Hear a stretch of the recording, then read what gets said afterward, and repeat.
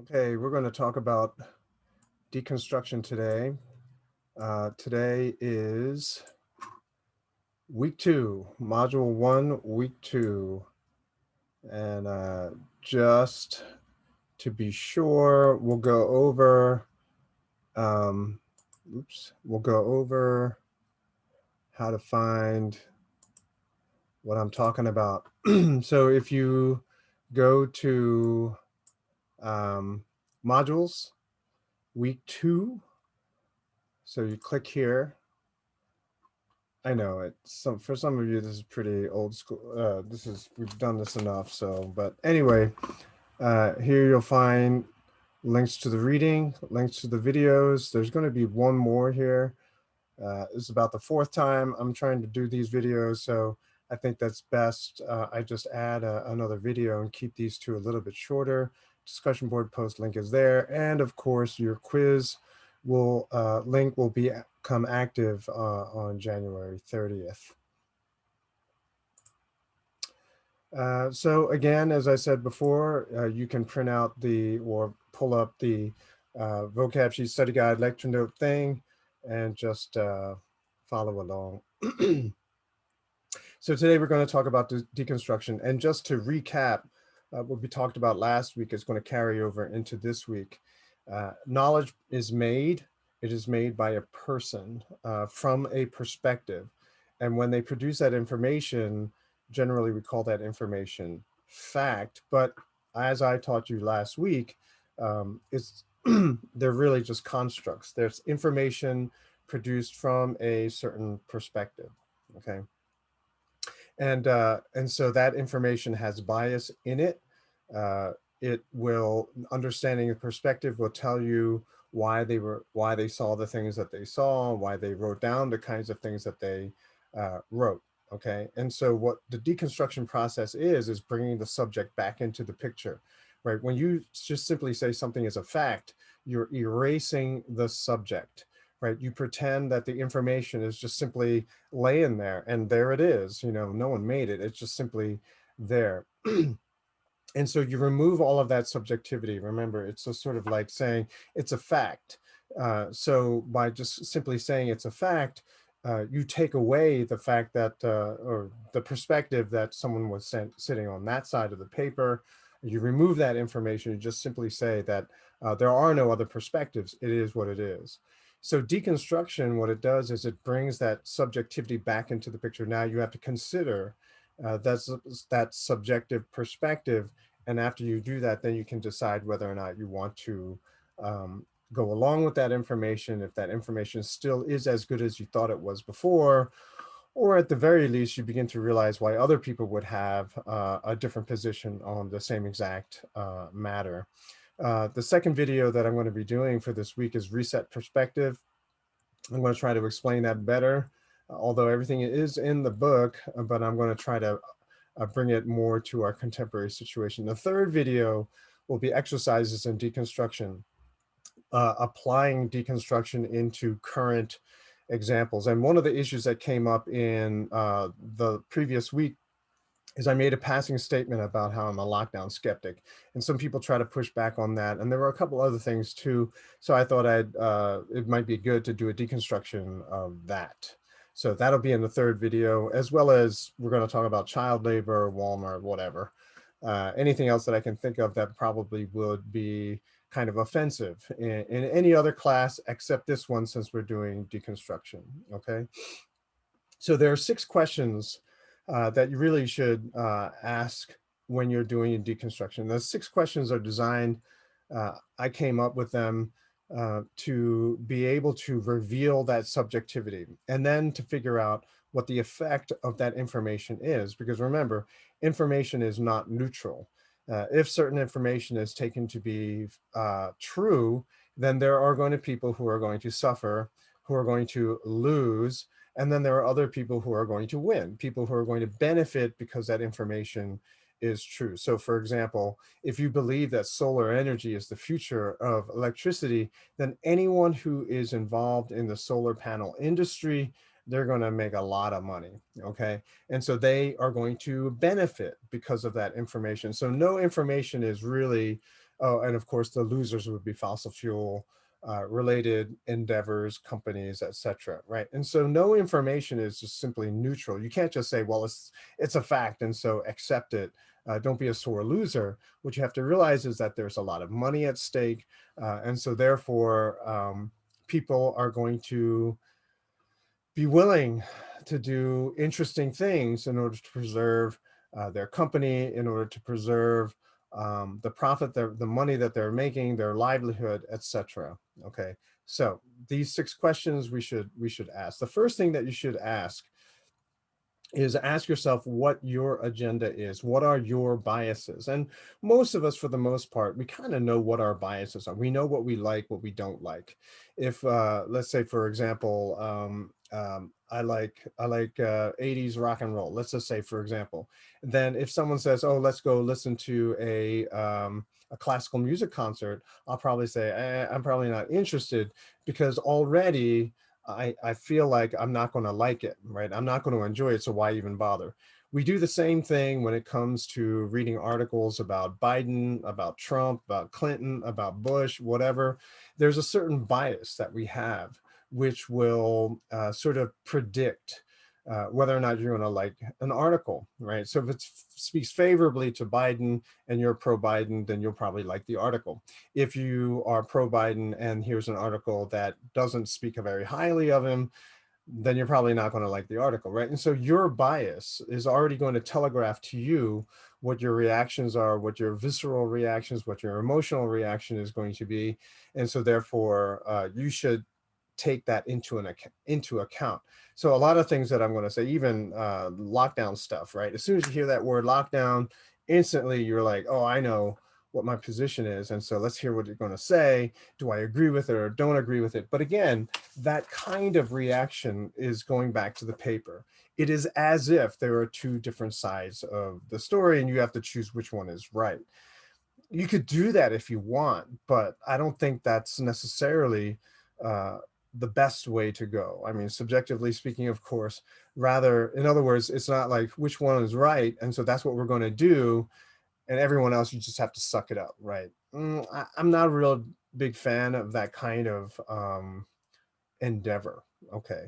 But rather, to be clear, anything we hear, any topic that we hear, we already have the sort of a preconceived notion of what that is, which will probably predict or kind of give you a good idea of which side you're going to come down on. Are you going to like it or you're not going to like it? So you have to make clear for yourself, at least, I mean, you got to come clean what your subjectivity is, what your bias may or may not be. So in other words, just because someone disagrees with you, it doesn't mean that they're wrong. It just means they have a different opinion than you. Okay. The second question or a second thing you got to do is you have to define any word that you're going to be using for the sake of clarity. In other words, a lot of people use words these days. There's that Princess Bride meme where the guy looks at Vicini and he says, Vicini, and he says, "Hey, you keep using that word. I don't think it means what you think it means." That kind of thing where a lot of people are using all kinds of words. It I don't think they really understand what it means, and this is a very common phenomena. I caught myself many times, which is why it's question number 2, to always remind myself you have to define these words. So let's give an example. One I always like to use is love, right? When someone says, "I love you," do they mean it in the way that you understand it? And I don't know if well, let's we can admit that people in relationships will use that expression, "I love you," for different purposes. Sometimes it's a confession of how they really feel, and it means certain things. And other times it's just really, "I want to use you and then forget about you," that kind of thing. And so depending on who they are, how they're going to use that word is going to be different. And so what you should do is to check the definition, right? To know if you are all using the same definition. because if you're not, then you're talking about different things. And so I've seen and been in many conversations where everyone's using the same word, but they mean completely different things. And so they start talking around each other. They can't really come to a consensus. They can't really agree or move forward. And that's because everyone's using the terminology in a subjective kind of way. And so what you should do is, if you see a word, you say, what does that mean? Right. And so the next time someone says, I love you, you can say, that's cool. What do you mean by that? Can you explain to me what you mean by love? And then you can go from there. Right. And so then if someone explains to you their understanding of love and it's not the same as yours, you can say, gotcha. I understand what you want. And there, now you have a sort of a reference point. Now you know how you're supposed to react, how you're supposed to take that to mean, etc. Now, I'm not asking you to say that to your parents. Excuse me, mom, you keep saying I love you. What does that mean? You don't have to do that all the time. You can assume, or if you're afraid of what the answer would be, you don't have to do that as well. However, in this class, I will always ask you what you mean by something, right? So if you throw around a word like, you're like, psh, look there, how about that? And I'll say, well, what do you mean by that? What's the definition of that word? And chances are most people either have a bad definition or they have a very subjective definition. Okay. And another example is fascist, right? So a lot of people use that word fascist, even like Antifa, anti-fascist. So at first I saw Antifa and I was like, what the heck is that? And I looked it up and I said, they're anti-fascists. And what surprised me was that they called themselves anti-fascist because their behavior was very fascistic. In other words, what is a fascist? A broad, all-encompassing, and we'll get into this sort of reset perspective thing in the next video, but a broad, good definition of fascist would be government controlling private corporations, right? And so when governments regulate, when governments pass laws which influence and therefore force companies to produce something in a certain way at a certain price point, that's fascism, which is kind of really not what a lot of people seem to think it means today. Like, are they really saying, oh, you're in favor of government control of corporations? I don't think that's what they really mean. But to me, whenever I hear that word, that's actually what we're talking about. Then there's all this other stuff.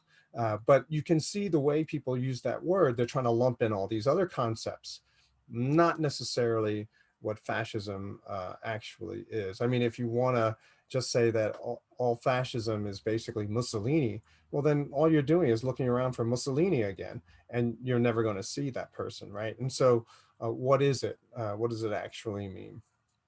And again, that's very subjective, right? But it is the core principle of what fascists really are. They want to control, through government, private corporations. So definitions mean a lot. Also, we'll get into it in the next video too, but depending on what your definition is, you're either going to privilege someone or take away any kind of hope of having a meaningful discussion, right? And so definitions are very powerful, they're very important, and so it's number two. Number three, the third question, mix up the words there.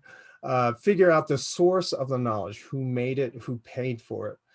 And this is really important, right? And I guess somewhere we talked about the tobacco company and how they hired scientists, and then lung cancer survivors or their families hired their scientists, and they were paid to say certain things, right? And so if you knew who was paying the scientists, you kind of know that there is some kind of bias that's going to be in there. And if you know this, then you already know that science is biased, right? Which is kind of funny because everyone keeps saying, listen to the science. Well, the science is biased too, depending on who's bankrolling that study, who's paying the scientists to say the things that they're saying, right?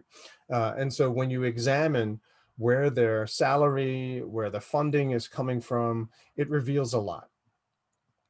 So who's paying for this information? And let's see, what would be a good, so if you think about the whole tobacco question again, right? And just so that we're all clear, So the tobacco companies hired scientists and they said, yes, no link. And then the cancer survivors and family of, lung cancer I guess, patients, victims, they say there is a connection. But then, of course, because we mapped out the human genome, scientists are saying it's a genetic component. And so it really doesn't have much to do with how much you smoked, whether you smoked or anything like this. It has more to do with your genes, right? Your DNA. Okay. And if that's the case, then neither, or the tobacco companies were actually kind of right, and the survivors scientists were kind of wrong, right? That there is no real hard connection, but it has more to do with your DNA. Very, very interesting, but it also kind of reinforces this idea that the science is never done. You have to constantly research, constantly push that envelope to see if the knowledge changes, right? So change the perspective from just simply doing data collection to doing DNA, then the picture changes, right? The subjectivity changes, the information changes. And so that's the aspect, the character and nature of science, which should make us very suspicious whenever someone says to listen to the science or the science is done, things like this. So who paid for it? Yeah, and I think we talked about coffee and tea. Coffee Institute paid for coffee studies to promote the sales of coffee, etc. And you can do this for pretty much any knowledge production. And then the next question, the fourth question you should ask is, who stands to gain the most, right? Who's going to benefit the most? And a lot of people don't like asking this question because they've been taught to think in terms of morality, right? This law is moral, it's good, so therefore it should pass. And see, behind the scenes, so you got the front men saying stuff like front people, promoters, saying this kind of stuff. And behind the scenes, you have all the people who are about to make a crap ton of money because a lot of people are going to believe that it's moral, it's good, we should support this, we should pass this law. And so whenever that happens, there are companies in the background that are going to make billions of dollars, billions, literally, and pretty soon probably trillions, right? Because of all the inflation that's going on. But they're going to make money like it's going out of style, right? And that's why they're supporting it, right? They're pushing it, right? They're helping it. They're even maybe funding it. And so the people who benefit the most, probably not the people who are supposed to benefit, right? So if you say that a law will help poor people, yeah, probably it will be more harmful to poor people. So who is going to supply it? Who's going to be providing the service? What companies are going to be providing the product? Et cetera, et cetera. So when you do that, you can see that the beneficiaries, who's going to benefit from a certain kind of knowledge production, you weren't even thinking about them, right? And the people that you actually wanted to benefit, the people who you wanted to be able to be the recipient of all this good stuff, largely they're kind of screwed, okay? Which is surprising to a lot of people. A lot of people don't realize that that's what happens every single time. I mean, but you guys are all college students, so you know that this is the general pattern because your tuition keeps going up. Even now that we're on lockdown, even though we're not using any of the buildings, which is what they use as justification for raising the tuition, your tuition hasn't gone down, right? So you can see that all of this propaganda, this knowledge production that people are pumping out there saying, oh, these students will benefit if we increase spending on education. Not really, okay? And that's something that begins to be clear when you do deconstruction. The next question is, who suffers, right? Or who loses the most if everyone accepts this to be, in fact, true? A lot of people don't ask this question at all because it's obvious, well, the bad people lose. No, that's not how it works. Generally, the people who lose more are people you weren't even thinking of, or are people who you actually wanted to help, right? And this is something that happens over and over and over again, and people just go scratching their heads, or they can't figure out why this is happening, and so you have to blame something else. And generally, people are going to blame racism or some other form of discrimination because they can't understand that they're actually causing the problem that they are causing the problem that they're seeing. Okay, it's by their previous effort that they did, that they the activism that they did before has consequences, and now they are looking at the consequences as if it suddenly appeared and saying, well, what do we do about this problem? It's very simple. You just go back and undo what you just did, and probably you'll do a lot better. So who loses the most? That's a very important question. What would be a good example? Um, I think Monster Energy drink, I think, was an example that's in the book. So people are drinking Monster, supposedly that's high caffeine levels. Someone dies, then you say, we got to get this off the market. People who support the anti-Monster Energy drink activism are their competitors, right? They want Monster Energy drink to go out of business because they make about $4 billion every year. And so they think that if they can get rid of Monster, then they will divvy up the $4 billion. That's what they think. And so that's what they're doing. The true beneficiaries are Monster Energy drink competitors, and the losers are everyone who works for Monster, everyone who invested in that company, everyone who loves to drink Monster Energy drink. All of those people, they lose. Okay. Also, we can imagine that. Well, yeah. So you get the idea. Who loses, who benefits. Okay, and generally, it's oh, and just so you know, Monster Energy drink has less caffeine than, I believe, Starbucks coffee. I think the Grande is the big one, right? Is less than that. There are other drinks also that have just as much, if not more. So it has nothing really to do with the caffeine content of Monster Energy drink. Rather, it has to do with the physical condition of the person drinking it, right? And so the person who died that one time, which sparked this whole lawsuit, had a congenital heart defect, right? So congenital at birth, right? So they were born with a problem that she knew about, but drank the caffeine, and I guess she had a big test coming up.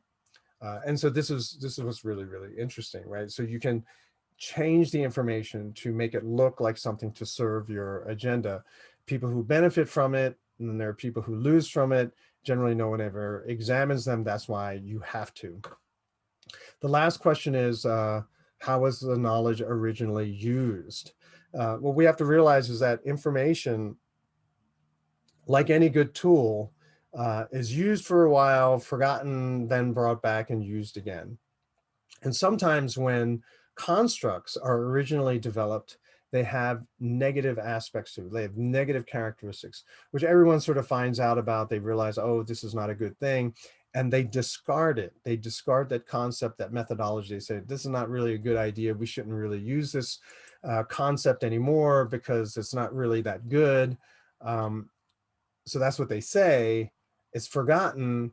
Then later on, something happens. They say, hey, you know, that concept, let's bring it back. Let's use it. That was a pretty good concept. But when they bring it back, what they don't do is they don't remind everyone of the negative aspects of that information. The example I always use is assimilation. So assimilation was originally coined, at least when it comes to immigration dynamics and stuff, in the early 1900s. Okay, early 1900s, around the 1920s, you have all this immigration from Europe, and a lot of the natives in America, they don't like the fact that all these people are speaking different languages. There's a lot of discrimination against people from Eastern Europe, from Southern Europe, you know, so they say we got to turn these guys into Americans, and so they start this assimilation thing. So companies had an Americanizer. They had the Office of the Americanizer, and they would go and teach these immigrant families how to be more American, how to speak English, etc. All this stuff. But then the problem with that is that you still had Asians, Blacks, Native Americans, you know, Hispanics. You had all these, right? All these people, and I use the word Black because I know that some people don't like to be called African American, yet they are identified as African American. So I use the generic Black, just in case anyone was wondering. So I'm not trying to be offensive that way. I mean, I'm plenty offensive in other things, but just not there. Okay. But uh, people of different color, it was decided, and you can see in the introduction of some of these books, they say you can't assimilate them, right? It would take 500 years before you can assimilate them, right? And so you have stuff like that. And so the focus of assimilation was only on white people, white Europeans. And so fast forward to the 1960s, where you have all these Asians coming from Asia, all over Asia, India, you know, Northeast Asia, Southeast Asia, Southwest Asia. You have over, all from all over Asia. You have all these Asians coming in, and people are like, "Oh, this is crazy. What do we do?" Assimilation. But they leave out the fact that it's not supposed to be used on colored people, including Asians. And so you create a lot of dysfunction within Asian communities, which a lot of people are sort of trying to get over now. At least 20 years ago, that's what I struggled with, which is why I got a PhD, try to figure out what the heck was going on. And that's what I discovered, is that this word that was being used had in it this sort of assumption that colored people can't be assimilated, at least in that way, right? And I think most of you kind of noticed that I was Asian descent, whatever, which basically proves that assimilation does not happen in the way that the concept assimilation says it does. Okay, and so the last question is that how were constructs originally used? How have they changed over time? And you can see that with a lot of constructs. Race also is a construct that has changed over time a lot. So really, what is it? It should be a question, but no one really asks too much. All of this stuff. So language is really, really important. Language has lots of power. Definitions have lots of power. Perspective has all this power. And so through the deconstruction questions that I'm asking, or I'm suggesting, proposing that we use this semester, we bring back in that subjectivity. We remind ourselves where this information came from. The benefit of doing this, right? So this is wrapping it up.